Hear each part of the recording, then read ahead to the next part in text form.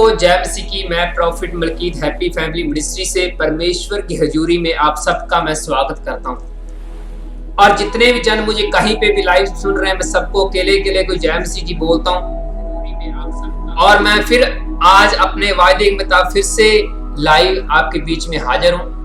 और कुछ technical problem के कारण फिर से रिकनेक्ट मैंने किया सिस्टम को, और मेरा विश्वास है कि अब डिस्कनेक्ट नहीं होगा। और जैसे कि आपने टाइटल में पढ़ लिया होगा, आज का जो वचन का विषय है कि जीभ से आशीष को रोके ना। और इस वचन को शुरू करने से पहले हम छोटी सी रेगुलर की तरह हम प्रार्थना में जाएंगे। आंखों को बंद करें, वचन के लिए प्रार्थना करें और बोले, प्रभु यीशु मसीह जी, पवित्र आत्मा जी, जितना भी हम आज का ये वचन सुने, इन वचनों के द्वारा हमारी जिंदगी में बड़ा बदलाव हो जाए। इस वचन के द्वारा हम 100 गुना फलों को लेकर आए और ये फल हमेशा हमारे ऊपर बने रहे। यीशु मसीह के सामर्थी नाम में मांगते हैं, आमीन आमीन आमीन, हालेलुया। आज हम जो बाइबल की किताब शमूएल की किताब खोलेंगे और ये वचन आपकी स्क्रीन के सामने ये रहा। हम इस विषय में बाइबल की पहला शमूएल उसका पहला अध्याय उसकी 5 से लेकर 11 तक पढ़ेंगे। ये हन्ना और पनिन्ना की स्टोरी है, जिसके 2 लेडीज हैं और जुड़वा अलकाना की जुड़वा 2 लेडीज हैं, जिसे हम सौंकन भी बोलते हैं पंजाबी में। अलकाना की हन्ना और पनिन्ना, उनमें से पनिन्ना के तो बेबी थे लेकिन हन्ना के नहीं थे। और ये हम स्टोरी बाइबल की पहला शमूएल और उसका 1 और 5 से 11 तक पढ़ेंगे। और इसमें लिखा हुआ है, परंतु हन्ना को वह दूना दिया करता था, क्योंकि वह हन्ना से प्रीति रखता था। तो भी यहोवा ने उसकी कोख बंद कर रखी थी, परंतु उसकी सौत इस कारण से कि यहोवा ने उसकी कोख बंद कर रखी थी, उसे अत्यंत चिढ़ाकर उड़ाती रहती थी। और वह तो प्रति वर्ष ऐसा ही करता था। और हन्ना यहोवा के भवन को जाती थी, तब पनिन्ना उसको चिढ़ाती थी, इसलिए वह रोती और खाना ना खाती थी। और इसमें हमने शेम में ध्यान से पढ़ा कि यहोवा ने खुद उसको बेबी ब्लेसिंग नहीं दी, उसको रोक रखा था परमेश्वर ने खुद। और इसमें 8 में लिखा हुआ, इसलिए उसके पति अलकाना ने उससे कहा कि हे हन्ना, तू क्यों रोती है और खाना क्यों नहीं खाती, और मेरा मन क्यों उदास है? क्या तेरे लिए मैं 10 बेटों से भी अच्छा नहीं हूं? तब शीलो में खाने और पीने के बाद हन्ना उठी और यहोवा के मंदिर में चौखट के एक अलग के पास एली याजक कुर्सी पर बैठा हुआ था। और ये मन में विकूल होकर प्रार्थना से यहोवा से प्रार्थना करके और बिल कर रोने लगी, और उससे ये मन्नत मानी कि हे सेनाओं के यहोवा, यदि तू अपनी दासी के दुख पर सचमुच दृष्टि करे और मेरी स्तुति ले और अपनी दासी को भूल ना जाए और अपनी दासी को पुत्र दे, तो मैं उसे उसके जीवन भर के लिए यहोवा को अर्पण करूंगी और उसके सिर पर छुरा फिरने ना पाए। हालेलुया। और अगर हम बाइबल की बात करें तो आपके जिंदगी का कोई भी केस क्यों ना हो, कोई भी केस क्यों ना है जिंदगी में, चाहे आपका कोई दुश्मन है, आपके पास बच्चे नहीं है, आपके पास घर नहीं है, कोई भी आपका केस क्यों नहीं है, बाइबल में कहीं ना कहीं आपके मिलता जुलता केस बाइबल में लिखा होगा। किसी न किसी बंदे के साथ कोई ना कोई सेम वैसी कंडीशन, वैसी घटना घटी है जो आपके साथ घट रही है। अगर किसी के साथ वैर हो रहा, ईर्खा हो रही है, तो हम यूसुफ की स्टोरी पढ़ते हैं। अगर किसी के मसीह के ऊपर अटैक हुआ है तो हम दाऊद की स्टोरी पढ़ते हैं। और भी कई स्टोरी हैं जो बाइबल में लिखी हुई है, और ऐसे आपके भी सेम मिलते जुलते केस हैं। तो जिनके पास बच्चे नहीं है उनके लिए ये स्टोरी लिखी हुई है। तो देखो उस लेडीज ने कैसे प्रार्थना में बदलाव किए। अपनी शब्दों को चेंज किया, और उसके लिए कौन सी प्रोफेसी हुई कि जा तुम सुखी जाओ, तुम्हें बेबी मिलेगा। उसके जाजक ने कौन सी प्रोफेसी करी कि हन्ना तुम्हें बेबी होगा, तुम चली जाओ। लेकिन पहले वो उसको लग रहा था कि कहीं ये पता नहीं कोई नशे की नशीली चीज पी के ये प्रार्थना कर रही है। तो उसका हन्ना का पति भी उसको समझाता था कि तुम्हें रोने की जरूरत नहीं है, लेकिन वो उसने सारा कुछ करके देख लिया। फाइनली जैसे ही उसने अपने शब्द चेंज किए कि अगर परमेश्वर सेना को यहोवा परमेश्वर अगर तुम मुझे बेबी ब्लेसिंग दोगे तो मैं ये बच्चा तुम्हारे कामों में इस्तेमाल करूंगा, तुम्हें अर्पण कर दूंगी।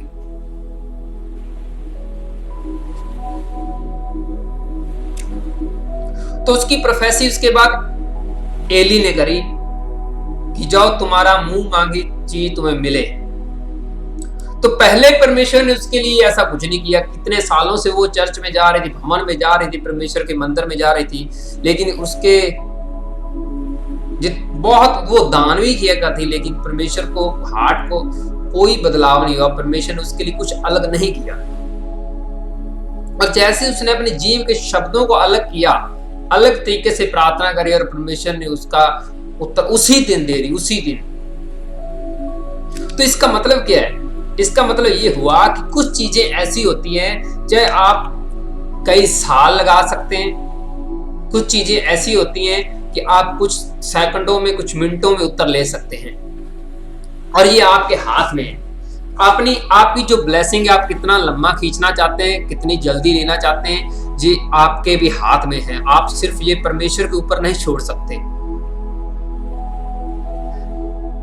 जब यशायाह हिजकिय्याह के पास प्रोफेसी लेके गया कि तुम्हारी मौत तय हो चुकी है, तो हिजकिय्याह ने कौन सी प्रेयर करी कि परमेश्वर मैंने तुम्हारे लिए बहुत कुछ किया है। और यशायाह बाहर नहीं निकला, आंगन से, उनके घराने से बाहर नहीं निकला, जिसे हम पंजाबी में वेहेली बोलते हैं या वेड़ा बोलते हैं, उससे बाहर नहीं गया। और प्रोफेसी रिटर्न दोबारा आई कि जाओ उनको बोल दो कि तुम्हारी एज जो है 15 वर्ष और बढ़ चुकी है। तो उसकी प्रार्थना के शब्द इस तरीके के थे और परमेश्वर ने इमीडिएटली उत्तर दिया।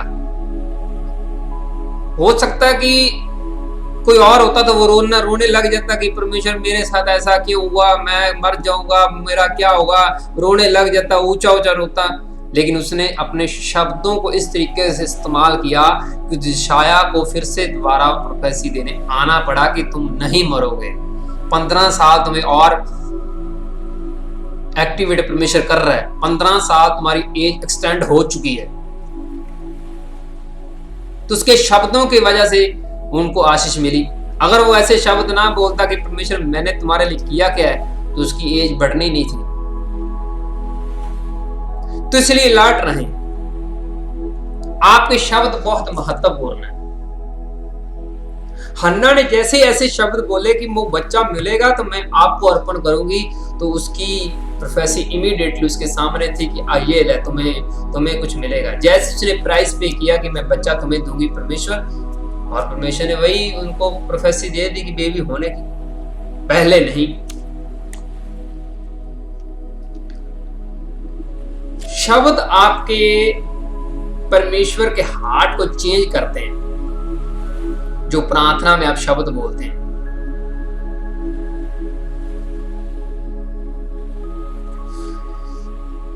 शब्दों से एंजल एक्टिवेट होते हैं। अगर आपके पास एंजल हैं, आप अच्छे शब्द बोलते हैं, आप कोई भी एंजलों से काम लेना हो तो अच्छे बोलते, ये करके आओ, वो करके आओ, ऐसा कुछ प्रार्थना में बोलते हैं। लेकिन अगर आप किसी और क्रिश्चियन लोगों की निंदा करते हैं तो वो एंजल आपके पास नहीं रहते। मैं सच बोल रहा हूं, वो आपसे चले जाएंगे, दूर चले जाएंगे, वो आपकी बात नहीं मानेंगे। एंजल उसी के पास रहते हैं जो मसीह की कदर करता है, चाहे खुद का मसा हो उसके पास हो, चाहे किसी अदर प्रचारक का मसा हो। उनको ये नहीं होता कि ये इस बंदे का मंडर है, उनको ये होता है कि हम परमेश्वर के कामों में इस्तेमाल हो रहे हैं, चाहे किसी प्रचारक के पास हैं, चाहे किसी के भी पास हैं, उनको ये होता है कि हम परमेश्वर के कामों के अंदर इस्तेमाल हो रहे हैं। तो यही चीज क्रिश्चियन लोगों के अंदर भी होनी चाहिए। अगर कोई सेवा कर रहा है तो उसको अंदर ये होना चाहिए कि मैं यीशु मसीह की सेवा कर रहा हूं। उसके अंदर ये नहीं होना चाहिए कि मेरा कोई प्राइवेट मैटर है, मैं अपना सिस्टम में चला के बैठा हूं। तो जो व्यक्ति ये सोचता है कि मेरा पर्सनल मैटर है, मैं अपना प्राइवेट सिस्टम मैंने चलाया हुआ है, तो फिर दूसरे लोगों से ईर्ष्या करते हैं, उनकी कमियां सामने निकालते हैं। अगर यूसुफ की स्टोरी ध्यान से पढ़े, वो यूसुफ की बात कर रहा हूं जो यीशु मसीह की माता के साथ था, मैं उसकी बात कर रहा हूं। जब उसको पता था कि यीशु मसीह की माता मरियम प्रेग्नेंट है, बिना मैरिज के प्रेग्नेंट है, तो उसने ये नहीं बोला कि मैं इस लेडी के साथ, मेरी तो एंगेजमेंट हो चुकी, मैं इसको छोड़ना चाहता हूं। उसने पिंड को ये साबित नहीं किया कि ये लेडीज देख लो, इसको तो बेबी होने वाला, मैं इसके साथ कैसे रह सकता हूं। उसने चुपके से उसको छोड़ने की कोशिश की, ना कि उसकी बदनामी नहीं करी कि ये देख लो लेडीज को तो बेबी होने वाला, इसके साथ मेरी शादी होगी क्या। उसने चुपके से छोड़ने की कोशिश करी। अगर आज के सिस्टम में ऐसा मैटर हो तो वो पूरे पिंड को बताएगा, ये देख लो मैं इसलिए रिश्ता तोड़ रहा हूं। तो ये धर्मी व्यक्ति की निशानी होती है। धर्मी व्यक्ति के अंदर ये गुण होता है कि वो दूसरे मसीही क्रिश्चियन लोगों की निखेधी नहीं करेगा। हालेलुया। तो इसलिए अलर्ट रहें। हम इस विषय में एक और बाइबल का वचन पढ़ेंगे और उसमें आपको क्लियर समझ आ जाएगा कि आपके शब्द कितने महत्वपूर्ण हैं। और हम इस विषय में बाइबल किताब लूका की किताब उसका पहला अध्याय 18 से लेकर 22 तक पढ़ूंगा। यकरया ने स्वर्गदूत से पूछा, जब यकरया के पास भी औलाद नहीं थी, वो अंदर था, धूप तो खाने के टाइम अंदर था, तो स्वर्गदूत ने उसको बोला कि तुम्हें बेबी मिलेगा, लेकिन यकरया ने विश्वास नहीं किया। और स्वर्गदूत जानता था कि ये विश्वास नहीं कर रहा तो इनकी वो ब्लेसिंग पूरी नहीं होगी। उसको पता था कि इसके शब्द जो है ना, इसकी आशीष रोक रहे हैं। तो हम इसमें पढ़ेंगे, यकरया ने स्वर्गदूत से पूछा, ये मैं कैसे जानूं, क्योंकि मैं तो बूढ़ा हूं और मेरी पत्नी भी बूढ़ी हो गई है। स्वर्गदूत ने उसको उत्तर दिया कि मैं जिब्राइल हूं, जो परमेश्वर के सामने खड़ा रहता हूं, और मैं तुझसे ये बातें करने और तुझसे ये सुसमाचार सुनाने को भेजा गया हूं। और देख, जिस दिन तक ये बातें पूरी ना हो ले, उस दिन तक मौन रहेगा। मौन का मतलब चुप रहेगा और बोल ना सकेगा, क्योंकि तूने मेरी बातों की जो अपने समय पर पूरी होगी प्रतीति ना की। और लोग यकरया की बाट देखते रहे। बाट जोड़ना, बाट देखते मीन्स उड़ी कर रहे थे बाहर, चंबा करने लगे कि उसे मंदिर में ऐसी देरी क्यों लगी। जब वह बाहर आए तो उसने उनसे बोल न सका, और वह जान गया कि उसने मंदिर में कोई दर्शन पाया है, और वह उनसे संकेत करता रहा और गूंगा रहा। और देख लो, स्वर्गदूत को मजबूरी में आके उसको गूंगा करना पड़ा, क्योंकि वो बोलने के सिस्टम में बहुत उल्ट बोल रहा था, जैसे शक कर रहा था। जैसे स्वर्गदूत को पता, तो उसने समझाया नहीं कि चुप हो जा, हम तुम्हें बेबी की प्रोफेसी देने आए कि इतने सालों बाद तुम्हें बेबी मिलने वाला है, तुम ऊपर से विश्वास नहीं कर रहे। और स्वर्गदूत को अपना काम करना पड़ा, उसकी जुबान को बंद करना पड़ा, लॉक करना पड़ा, अरे चुप हो जा। और 18 में पढ़ते हैं, जब तो यकरया ने स्वर्गदूत से सवाल किया था कि मैं कैसे जानूं।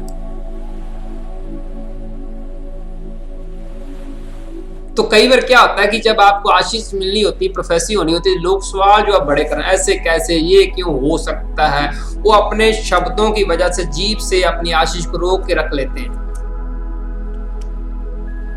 कई बार क्या होता है कि ज्यादा ओवर शब्द बोलने के चक्कर में भी लोग फंसे रहते हैं। तो जैसे हमने शैमुअल की स्टोरी पढ़ी, पहला शैमुअल उसका 1:5 से 11, उसके बाद हमने पढ़ा लूका 1:18 उसकी 22, और इन दोनों आयतों से हमें क्या समझ आई कि जीभ की से आशीष रुक जाती है। तो इसलिए अलर्ट रहे। जब एली के पास शैमुअल था तो परमेश्वर उसको शब्दों से पुकार रहा था, शैमुअल शैमुअल शैमुअल। उसको समझ नहीं आ रही थी, और जैसे ही उसके आगे मैंने टीचिंग दी कि तुम्हें तो परमेश्वर पुकार रहा है, और उसको समझ आ गया कि मुझे परमेश्वर पुकार रहा है।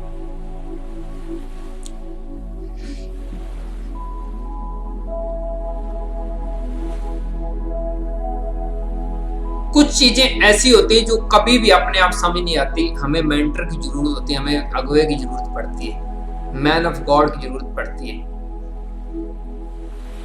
तो इसलिए अलर्ट रहें। जिनके पास बेबी नहीं उनके लिए हमने वचन पढ़ा, दोनों वचन पढ़े।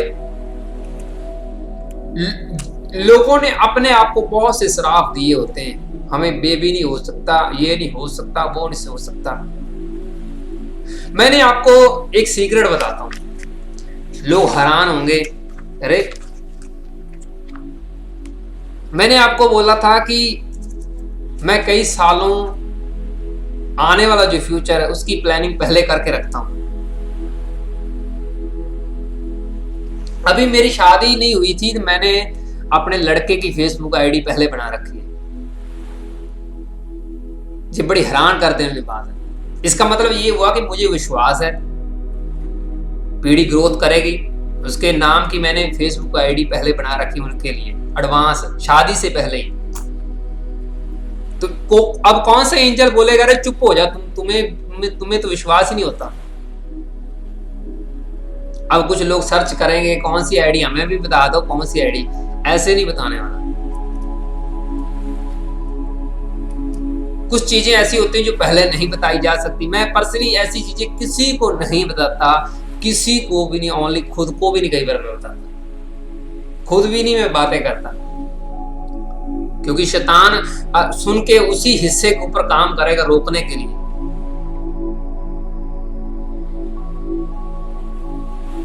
और परमेश्वर का दिमाग भी सेम ऐसे ही काम करता है। वो कुछ मास्टर प्लान कभी किसी के ऊपर जार नहीं करता।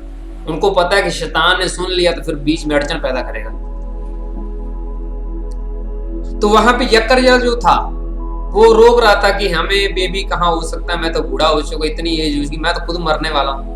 तो यकरया का मुंह एंजलों को बंद करना पड़ा, एंजलों स्वर्गदूत को बंद करना पड़ा। अगर उनकी भाषा में समझ जाए तो वो दिमाग में ये सोच रहा है ये मूर्ख है क्या, ये मेंटल है क्या, ये समझना क्यों नहीं चाहता। मैं खुद बता तो रहा हूं मैं स्वर्गदूत हूं। कई बार लोग विश्वास नहीं करते।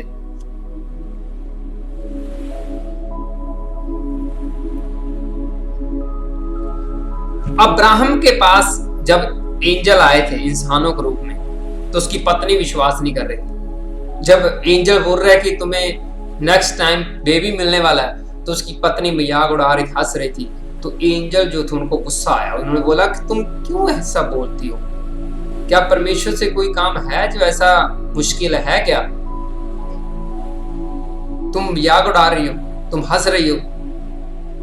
उनको थोड़ा अच्छा नहीं लगा, उनको विश्वास ही नहीं हो रहा, इतनी एज हो चुकी हमें बेबी होगा। तो इसका मतलब क्या है, इसका मतलब ये हुआ कि आपकी जो शब्द हैं वो आपकी ब्लेसिंग को प्रभावित करते हैं। आपके शब्दों की वजह से आपको ब्लेसिंग मिलती है, आपके शब्दों की वजह से आपकी ब्लेसिंग रुकती है। तो इसलिए अलर्ट रहें। आज जैसे बहुत से लोग वचन सुन रहे हैं, उनके पूरा ऐसे दिमाग में खिड़कियां खुल गई होंगी, अरे ये, और जैसे ही टाइम बीतेगा उसके बाद सब फिनिश, क्या हमने सुना क्या नहीं सुना, कुछ अता पता नहीं। तो इसलिए अलर्ट रहे। और भी बाइबल के ऐसे लिखते हैं जो शब्दों के रिलेटेड हैं, जो परमेश्वर ने काम किए थे। पतरस क्या बोल रहा था कि तुम जीवते, यीशु मसीह जीवते परमेश्वर यहोवा के बेटे हो, तुम परमेश्वर की ओर से हो। तो यीशु मसीह ने क्या बोला, ठीक है तुम मुझे जानते हो, तुम मुझे जानते हो, मैं तुम्हें ब्लेसिंग दूंगा, तुम चट्टान बनोगे, तुम कलीसिया की ग्रोथ करने में नंबर 1 आओगे। जैसे ही पतरस ने बोला यीशु मसीह को कि तुम क्रॉस के ऊपर नहीं जाओगे, उसने बोला मैं तो जानता नहीं, मेरे से अलग हो जा। और यूहन्ना बपतिस्मा देने वाला था, जब वो लोगों को प्रचार कर रहा था,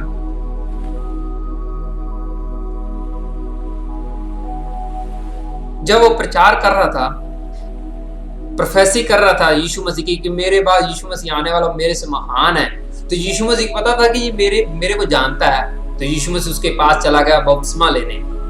यीशु मसीह को पता था कि अब मुझे जानता है ये बंदा, ये नबी मुझे जानता है, मेरे विषय में टेस्टमनी गवाहियां बता रहा लोगों को, मेरे बाद यीशु मसीह आने वाला है, मेरी गवाही दे रहा है, साखी दे रहा है। तो यीशु मसीह बपतिस्मा लेने चला गया। और जैसे ही जब यूहन्ना जेल में चला गया, तो अब वो होता है कि ये वही यीशु मसीह की और है। अब वो ऐसे ना कट ऑफ कर रहा है, रिश्ते तोड़ रहा है, जैसे वही यीशु मसीह जिसके बारे में मैं बोल रहा था कि कोई और होगा, वो फिर अपने शब्दों को उल्ट कर चुका है। पर यीशु मसीह उनको बचाने नहीं गया। जब बपतिस्मा दे रहा था तब यीशु मसीह के विषय में बता रहा था, जब जेल में था यूहन्ना तो यीशु मसीह को ऐसे अनजान से जैसे वही है कि और है, तो यीशु मसीह उसके पास नहीं गया। तो शब्दों से बहुत प्रभाव पड़ता है, इसलिए अपने जीव से अपनी आशीष ब्लेसिंग रोके ना। तो मेरा विश्वास है कि जितने भी जन कहीं पे भी वचन सुन रहे हैं, उन्होंने अपने मुंह पे उंगलियां रख ली होंगी, या रख लेंगे, या कुछ उल्टी सीधी बातें करी होंगी तो उसको रिटर्न करवा रहे होंगे, परमेश्वर मैंने ऐसा क्यों बोला, ऐसा मैंने नहीं बोलना था। वो अपने श्राप जो आपने अपने ऊपर दिए उनको तोड़ें, प्रार्थना करें, जो जो बोला है मुझे ये नहीं है, मुझे वो है, वो सब उनको कैंसिल करें और दोबारा अपने आप को श्रापित ना करें।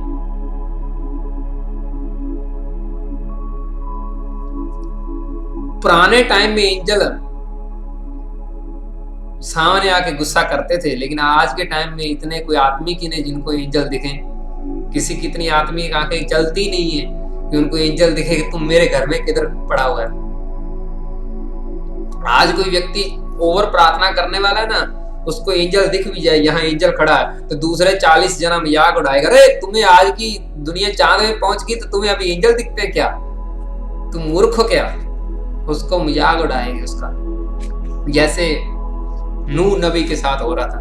नूह नबी प्रोफेसी कर रहा था कि जल पर लो आने वाली हो, तो कौन सी जल पर लो, हमें पीने के लिए पानी नहीं मिल रहा, तुम जल पर लो की बातें कर रहे हो। तो जब टाइम आता है तो बाद में समझ आती है कि हाँ इसने ऐसा बोला था, इसने ऐसा बोला था। कई बार ना नबियों की बात समझ में नहीं आती, कुछ सालों बाद समझ आती कि हाँ इसका ये मास्टर प्लान था परमेश्वर का इनके ऊपर। तो इसलिए अलर्ट रहें।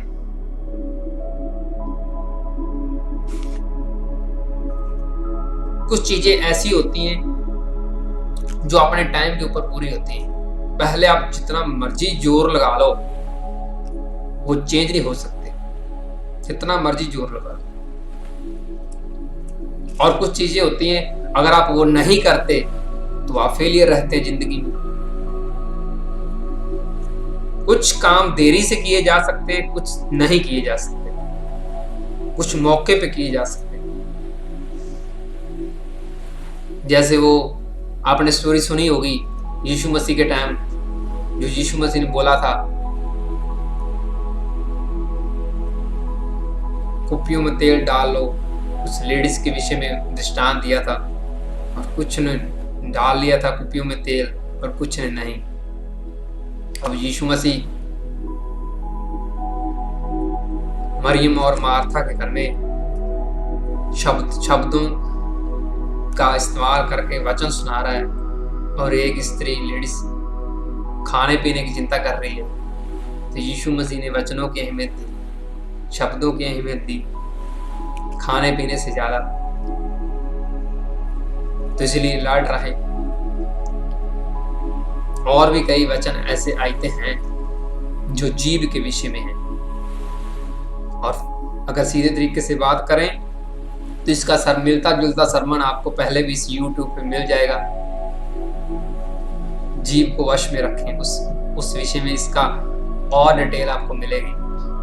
वचन इसके रिलेटेड ही है, लेकिन आज थोड़ा अलग है, तो इसलिए लौट रहे। वचन की सप्लाई फिनिश नहीं होने वाली। जितना मर्जी वचन सुन लो, परमेश्वर का वचन खत्म नहीं होने वाला कभी। लेकिन आप पिछला डिलीट कर रहे हैं, नया रिसीव कर रहे हैं, ऐसे नहीं चलने वाला। आपके पूरा बाइबल के वचन टिप्स में होने चाहिए।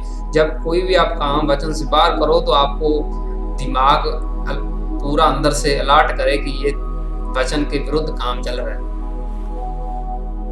और जो ज्यादातर लोग होते हैं ना, जो ज्यादा वचन जानते हैं, वो दूसरे बंदे को हिलने नहीं देते। कोई भी काम कर लो, कभी कोई वचन प्ले कर देते हैं, कभी कोई वचन प्ले कर देते हैं। इधर का कर लो वो वचन छेड़ देते हैं, इधर का कर लो वो वचन छेड़ देते हैं। आगे वाला व्यक्ति हिल नहीं सकता, मैं करूं तो करूं क्या। जिनको ज्यादा वचन की नॉलेज होती है ना, बाइबल बड़ी टिप्स पे है, वो ऐसे करते हैं। कोई भी बात ले लो, वचन से उन्होंने करनी है, और आपको समझ नहीं आनी कि मैं करूं तो करूं क्या। ये करूं तो ये वचन शुरू हो जाता है, ये करूं तो वो वचन शुरू हो जाता है। और वचन को हम रिजेक्ट भी नहीं कर सकते, नहीं मैं तो वचन मानता ही नहीं। तो फिर आप क्रिश्चियन किस तरह के हैं अगर मानते नहीं। तो इसलिए लड़ रहे। अपने गुआंढी को बोलो कि जीव से आशीष रुकती है और जीव से ही आशीष मिलती भी है। तो आगे से ध्यान रखना। और मेरा विश्वास है कि आज के वचन के द्वारा आप जरूर ब्लेस हो गए होंगे, जरूर आप चेंज हो गए होंगे। और आंखों को बंद करें, लास्ट में वचन की फिर से प्रार्थना करें। पवित्र आत्मा जी, मैं आपका दास इन सब लोगों के लिए प्रार्थनाएं करता हूँ। जितने भी जन आज काफी दिनों बाद ये लाइव देख रहे हैं, परमेश्वर का आत्मा सबको छुए, और जिन लोगों ने वचन सुना, इन वचनों के द्वारा ये चेंज हो जाए, ये कभी भी अपनी आशीष रोकने ना दें, जीव की वजह से अपने ऊपर श्राप ना आने दें। आज का वचन इनको 100 गुना फल दे, और ये फल सदा इनके ऊपर बना रहे। यीशु मसीह के सामर्थ्य नाम में हालेलुया। और मेरा विश्वास है कि आज इस वचन के द्वारा बहुत से लोगों ने अपने श्राप तोड़ लिए होंगे, तोड़ लेंगे, जो उन्होंने जीव के द्वारा उनके ऊपर आए थे।